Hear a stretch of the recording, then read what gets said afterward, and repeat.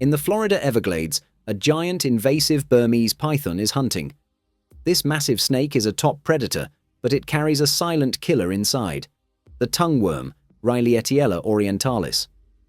This parasite is a terrifying hitchhiker that settles in the python's lungs and slowly feeds on its blood. The pythons, which were introduced to Florida years ago, brought this parasite with them, starting a new secret war that is hurting Florida's native snakes. The tongueworm has a bizarre life cycle. The sick python coughs up and passes out the tiny eggs. A smaller creature, like an insect, frog, or lizard, eats the eggs and becomes the next host. The final step happens when another snake eats the infected small animal. The parasite then crawls up to the new snake's lungs, where it grows into an adult, sometimes reaching 3 to 4 inches long. This process is highly effective. Scientists once found over 100 adult worms crammed into one snake's breathing system. While the huge pythons can survive this infection for a long time, the smaller native Florida snakes cannot.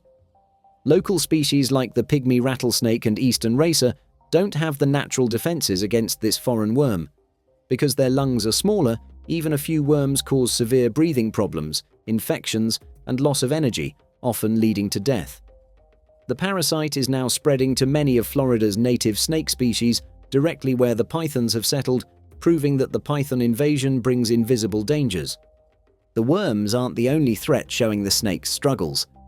Snakes are also vulnerable to huge tick infestations. For example, a python in Australia was found covered in over 500 ticks and was desperately trying to drown them. The ticks drank so much blood that the snake became severely anemic, low on blood.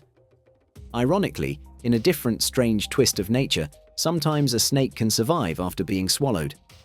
If a large predator snake is scared or threatened after a meal, its defense mechanism is to vomit up what it just ate.